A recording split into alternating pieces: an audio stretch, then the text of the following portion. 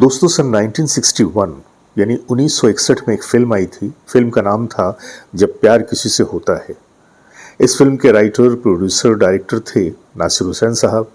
और नासिर हुसैन साहब का तो एक खासा रहा है कि हमेशा से वो रोमांटिक फिल्में बड़ी खूबसूरत बनाया करते थे।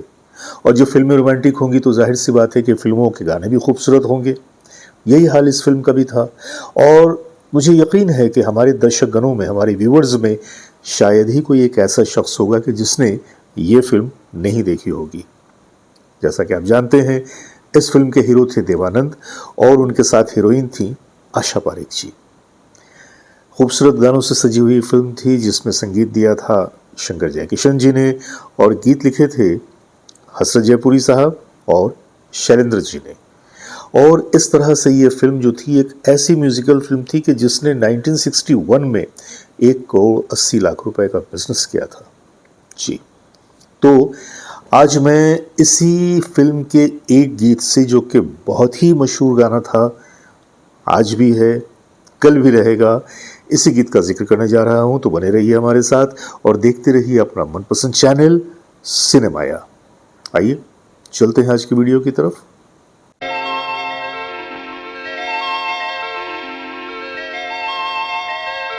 तो दोस्तों, जैसा कि मैंने आप लोगों को बताया कि ये जो फिल्म थी जब प्यार किसी से होता है, बड़ी ही हिलेरियस, बड़ी ही म्यूजिकल फिल्म थी, एक एक गाने सुनने के लायक।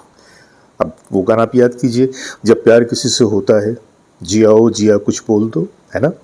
या फिर उसी में अगर देखिए तो दूसरी तरफ एक और बड़ा ही खूबसूरत गाना था रफ़ी साहब का सोलो, तेरी जुल्फों से जुदाई तो नहीं मांगी थी, कैद मांगी थी, रिहाई तो नहीं मांगी थी, याद है ना।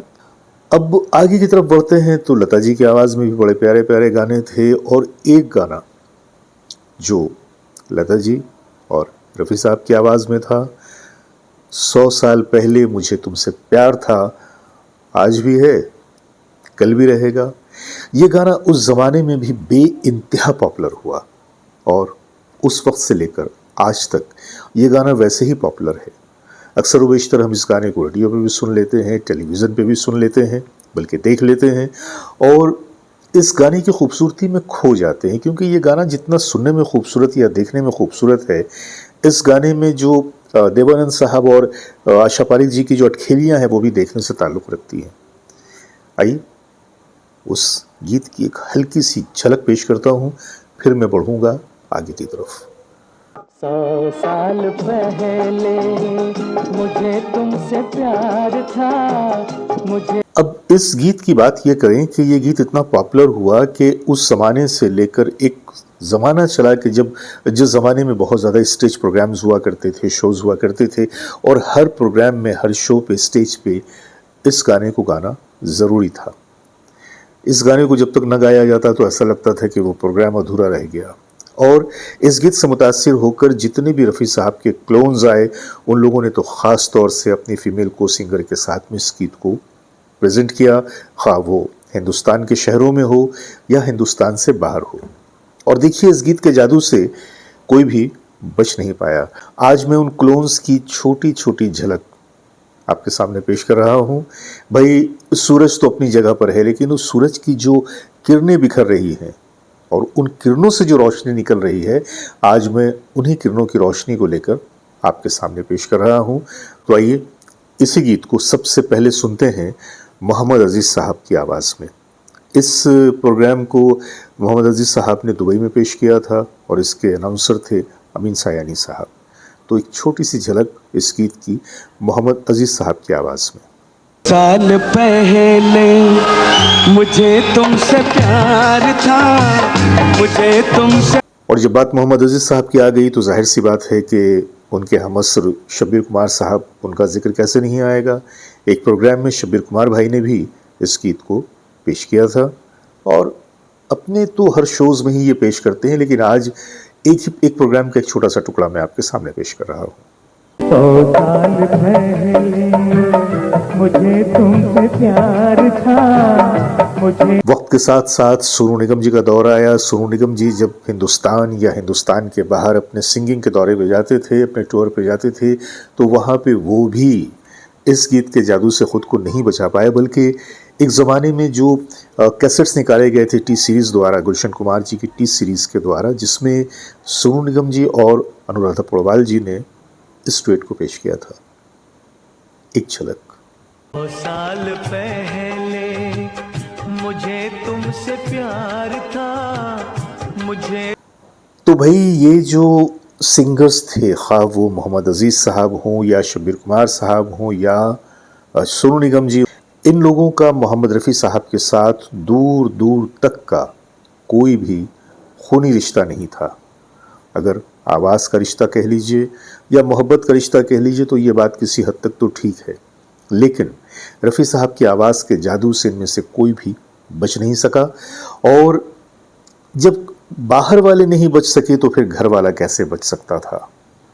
पहले तो शायद रफ़ी साहब गाने नहीं गाते थे, लेकिन फिर अचानक कुछ बरसों पहले जब उन्होंने ये फ़ैसला किया कि उन्हें भी स्टेज पे आना है और अपने पिताजी के, अपने फादर के गीतों को गाना है, तो फिर उन्होंने भी ये शुरुआत की। और उसके बाद वो भी जब प्रोग्राम करते हैं तो रफ़ी साहब के गीतों को वो भी गाते हैं। बड़ी जाहिर सी बात है कि उनका हक़ और उनका अधिकार है। वो कहते हैं ना कि भाई मेरे बाप की प्रॉपर्टी है तो हमें कौन रोक सकता है। तो कुछ ऐसा ही था कि शाहिद भाई भी अक्सर व बेशतर प्रोग्राम में इस खूबसूरत गीत को गाते हैं। आज मैं आपके सामने शाहिद भाई की आवाज़ में गाया हुआ वो छोटा सा क्लिप पेश कर रहा हूँ। 100 साल पहले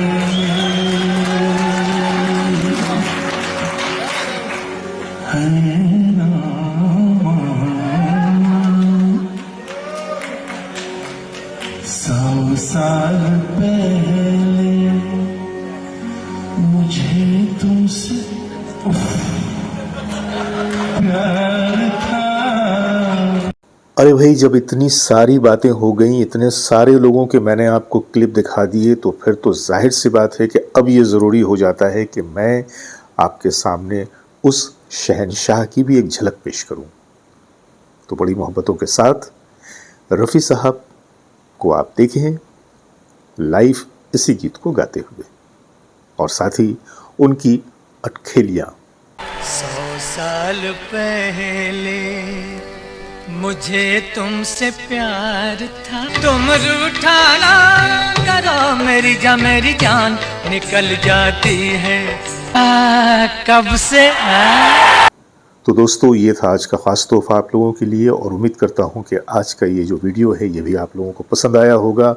और बस एक ही गुजारिश करूँगा, एक ही फरमाइश करूँगा कि अगर मेरा थोड़ा सा हक़ है तो मैं अपने हक़ का इस्तेमाल करते हुए आप लोगों से यही कहूँगा कि अपने इस चैनल को प्रमोट कीजिए, हमारे वीडियोस को लाइक कीजिए, शेयर कीजिए, इस चैनल को सब्सक्राइब कीजिए। और अब अपने दोस्त, अपने भाई जावेद नसीम को इजाज़त दीजिए। बहुत सारी मोहब्बतों के साथ नमस्कार।